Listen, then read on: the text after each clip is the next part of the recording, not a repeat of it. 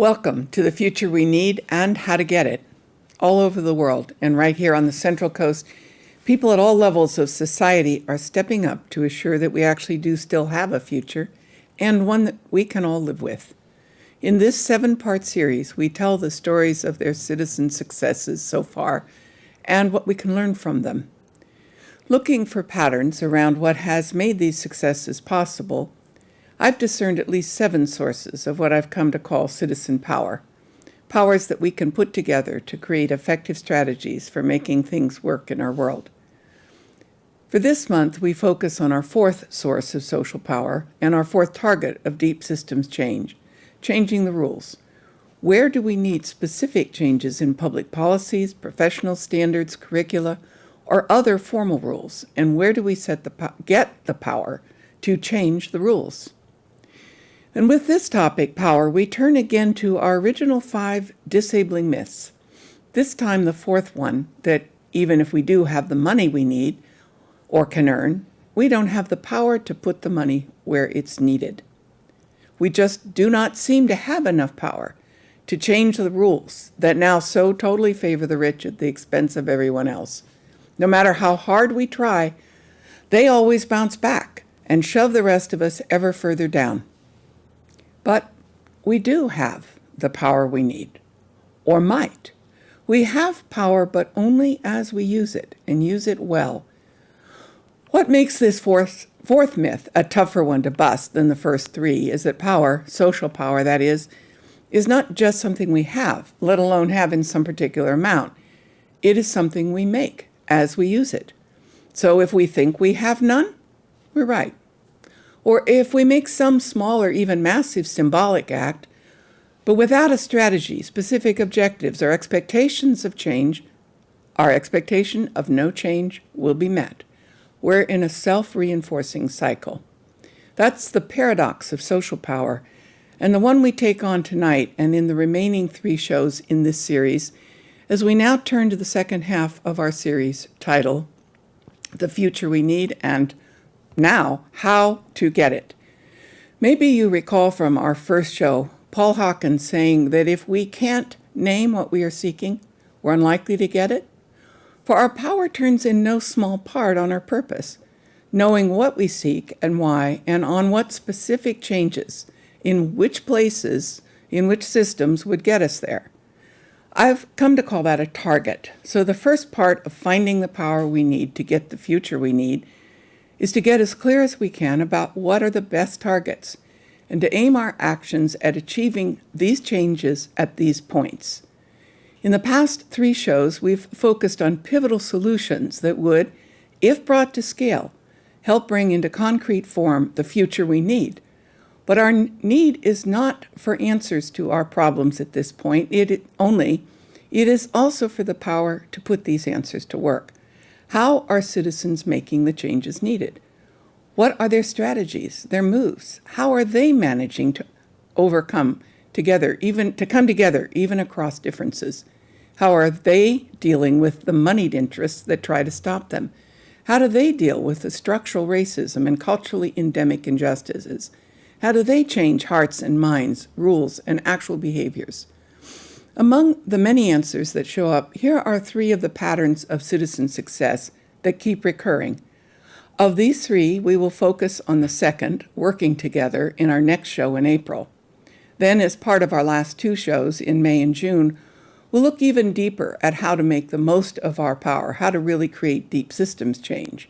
For tonight, our focus is on the first of the 3 keys to successful citizen action: choose the right targets. That means, of course, we have to have a target going in, or as often happens, be on the lookout for them as they emerge in our actions. Not just any target, but as much as possible, the best targets. And just what do I mean by that, by the best targets? I mean targets that are radical, meaning that they go to the roots of the problems. They're pivotal in that they're at a place in the systems where changes to them change whole systems.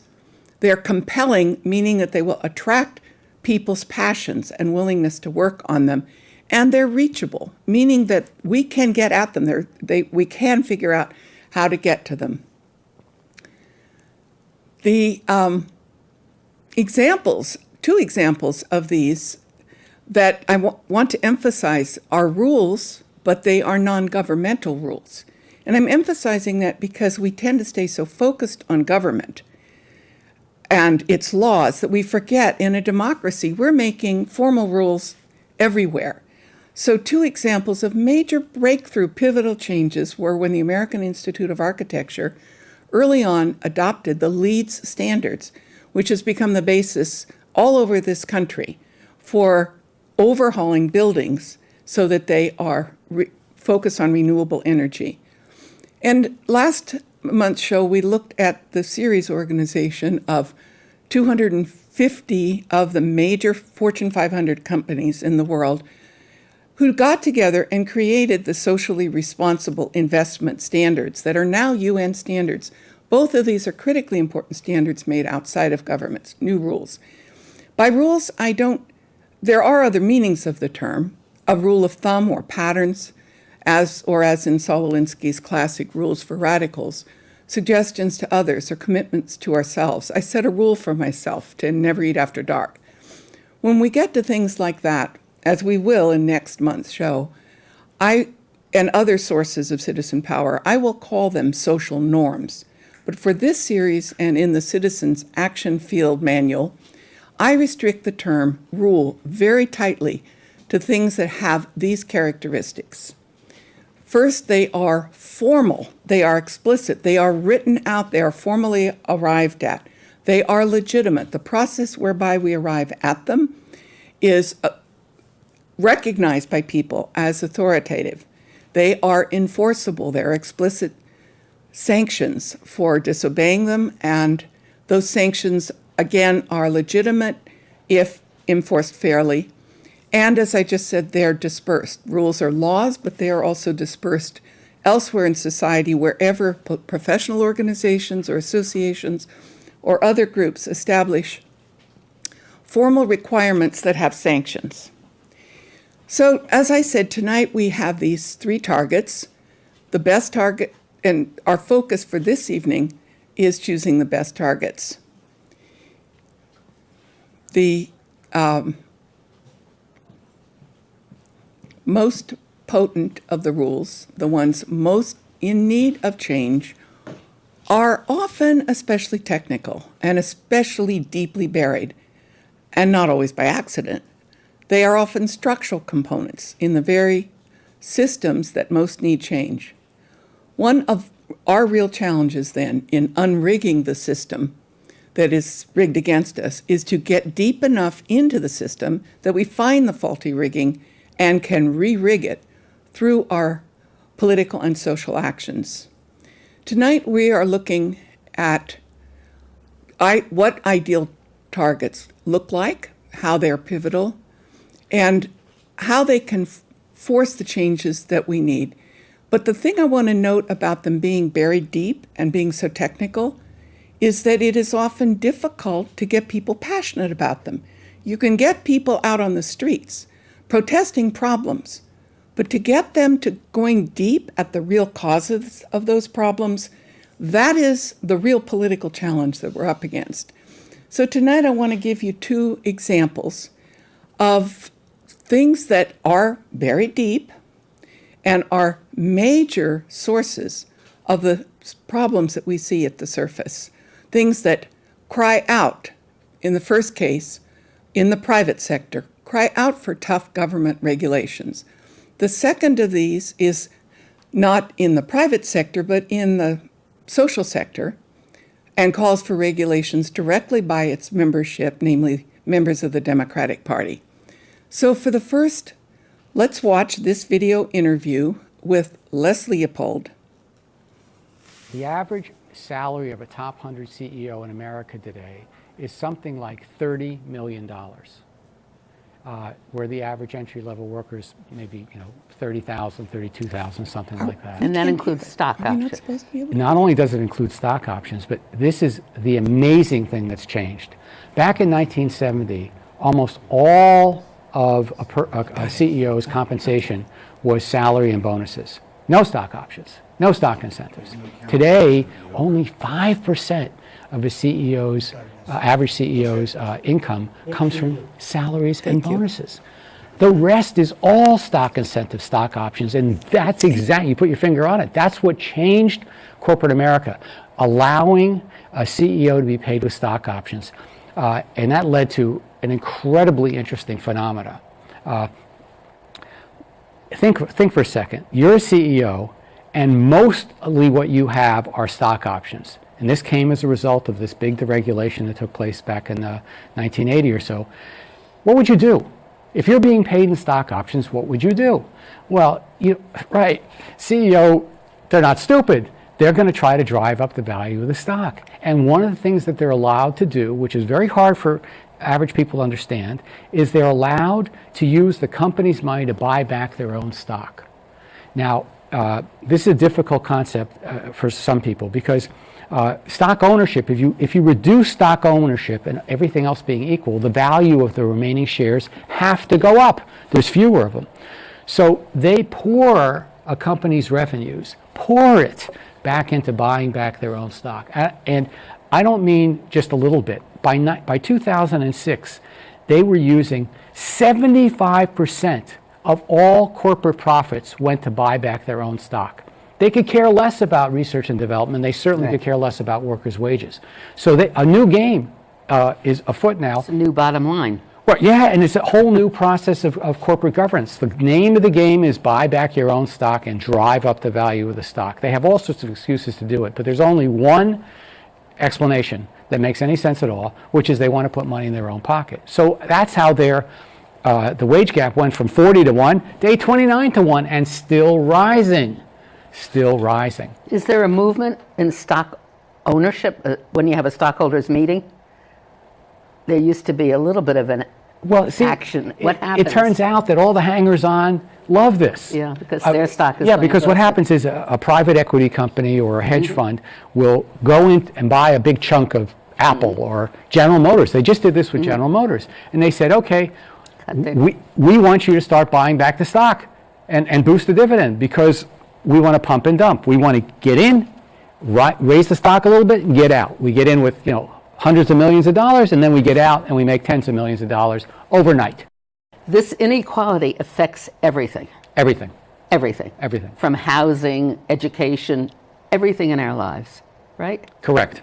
And that's what's so basic in the book, I think, that you show. Right. So what I'm trying, there's a chapter on each of those issues where I try to show the centrality of financialization and runaway inequality. And who I'm trying to speak to are the millions of people, good, progressive people, that are in issue silos. I'm not saying stop working on your issue. I'm saying it's time to make those silos porous. We have to link together. We have to build a broad populist movement like the one in the 1880s, and we have to have a common agenda. It can't just be an issue agenda. So in a way, yes, the book is like silo busting. We're trying to, and one of the key lessons about silo busting comes from the populists. How they organized like crazy, but they also believed in education. Back in 1880, they had 6,000 educators going around the country telling the story, doing the analysis. And so that's what we're trying to do now. We don't have 6,000 yet. We have very few. But until all these progressive groups start doing education around a common analysis and a common agenda, we can't stop runaway But the inequality. book has really been a In this interview, Leopold nails the now common practice of stock buybacks as a key source of the runaway inequality that is tearing our nation apart. But there is a second huge harm of this practice that he doesn't focus on in this interview, one that does not only distort the just distribution of money once made, but ironically is disastrous in its effect on the making of money in the first place. While loosening of restrictions on business is typically justified as freeing business to the more readily invest and grow, increasing jobs and prosperity, this particular practice has exactly the opposite impact. While labeling itself as business and investment, this practice is not in any conceivable sense either of those. It is just plain old theft, clear and simple. For instead of the assets of a business being used to keep and expand customers through efficient production and quality service, or its earnings used in part to invest in innovation or upkeep, let alone wages, 75% of its profits are used to increase nothing but the price of its stock, while liquefying its assets with debt to buy still more of its stock. The exact opposite of really investing in a business. It is robbing that business, crippling it, and eventually putting it out of business. Leopold covers all of this more thoroughly in his book, of course, but he is also putting together a campaign to actually achieve massive education, as he has mentioned, and political mobilization around this and the other kinds of stock market gambling that together he calls financialization. As he said in the interview, he is urging the widespread education of the public in this deep analysis so all can see this theft of our prosperity and this destruction of our democracy for what they are. So here we have an example of how a particularly egregious practice whose impact spread everywhere through the system is so hidden from public view. Its leverage power makes it indeed a prime example of choosing the best target. But there's this problem again. Come back to haunt us. How do you mobilize the needed numbers around an issue so deep and so technical? Our number approaches we're looking at, we said in our first show, we talked about changing the story. That's what he's doing, an analysis. And 6,000 or 10,000 or 50,000 educators out there changing the story so we really understand what the connections are. We can connect the dots. We can create key symbolic targets that people can get passionate about that take us to the right place. We can align and ally with other campaigns already going on that attract people passionately, but that we have aligned it so that it actually has an impact on these deeper issues. And we can organize across all the different sectors, especially I like to talk about inside-outside organizing, because the people inside the system know where the problems are and what changes are needed, but they often don't have the power inside to make those changes. The people outside can amass the power, but they don't know what to point it at. So put them together. Growing out of this effort to change the story, the first social power we focus on in our first show, and justified by its analysis of the exact nature of our problems, his RRI campaign is pretty specific about the pivotal rule changes it seeks. Paralleling the RRI campaign and fast gaining traction around the country, including here at home, where WILP, the Women's International League for Peace and Freedom, the People's Democratic Club, the Quakers, and other faith communities are now embracing and promoting the 50-year anniversary of the Poor People's Campaign and its message of racial solidarity across all divisions to at least mobilize and overcome the oppression of all poor people and to end the wars that always end up killing them, even as those who start them profit from them. That shift in purpose is thought by many to have been the direct cause of King's assassination, and it could not be more timely to take up this cause once again. So the new Poor People's Campaign's statement of principles are in full alignment with the work of Les Leopold's Reverse Runaway Inequality campaign. Together, these two efforts offer an analysis of the underlying causes of poverty, guiding principles, and a concrete agenda of best targets. They point to the specific kinds of changes to the rules now dominating our system that would turn it around, unrig it, and give the future back to we the people. These principles and proposals avoid partisanship, but not always the still divisive label progressive. Yet they do come pretty close in many ways to the platform adopted by the Democratic Party in 2016. So that raises the question, while we're on the subject of changing rules and of finding the power we need to take on the really tough adversaries, just where do political parties fit in all of this? And what about the usual kinds of political action, elections, lobbying, and so forth? Do they really make a difference, or are they just for show? For all the effort many of us have made in recent presidential elections, all the platforms and the promises always seem to come out on the short end, and things go on just as before or worse, much, much worse. If we must organize mass mobilization with sustained and strategic effort to make deep system change, what then happens to partisan politics? Next month, when our show is about Change the Politics, we'll dig into these questions more deeply. But for tonight, I want to focus in on yet another place where some of our biggest challenges are hidden in plain sight.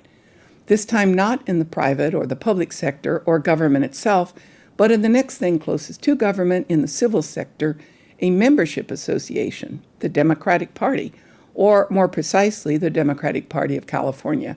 No bad guys here, mostly, just good old friends, and a system that just doesn't work as it's supposed to. In the second half of our show tonight, our guests, who are connected to the Democratic Central Committee here in Santa Cruz, Nancy Abbey, is here to help us think this through. To kick off that conversation, let me set the stage. It is May 2017, and 3,200 delegates, only 1/3 of them actually elected by the party members, are about to vote in the first truly contested election in decades. The contest? To chair the party of the richest and most politically powerful state in the country and the sixth largest economy of the world, pretty much run by Democrats. It is, in fact, this position, this one position, that the chair that personally appoints every chair and every member of every one of the 40 committees of the California Democratic Central Committee. The committees that decide the platform, endorse the candidates, plan the campaigns, decide where the money goes, support candidates from all over the U.S., and informally a position whose occupant can pretty much make or break the careers of practically every politician in California. So it's May 2017. A 10-year veteran, the heir apparent, a shoo-in for the office of chair, is unexpectedly challenged by this young woman, Kimberly Ellis. Here's an excerpt from a video of her talking to voters in Altadena, California in May of 2017. That people are ready for real systemic change, a change in the way the party operates such that the party gets back to its roots of being the party of the people and not the party of special interests and one-percenters. We're going to get back to that party that is not afraid to roll up its sleeves, to dig into the communities, to start knocking on doors and having one-on-one, human-to-human conversations with people about issues that are important to us. You know, I had an assembly member who I reached out to a couple weeks ago, and he said, both houses are Democrat. We have a supermajority. All of our constitutional officers are Democrats. Our governor is a Democrat. What more work is there to be done? He asked me. What more work is there to be done? And I had just come off of a 6-day road trip to the Central Valley. And my first thought when he said that was, this is somebody who speaks from a point of incredible privilege. Someone who hasn't been down to Bakersfield in Kern County to know that Kern County, here in the great state of California, has the worst air quality in the entire nation, right?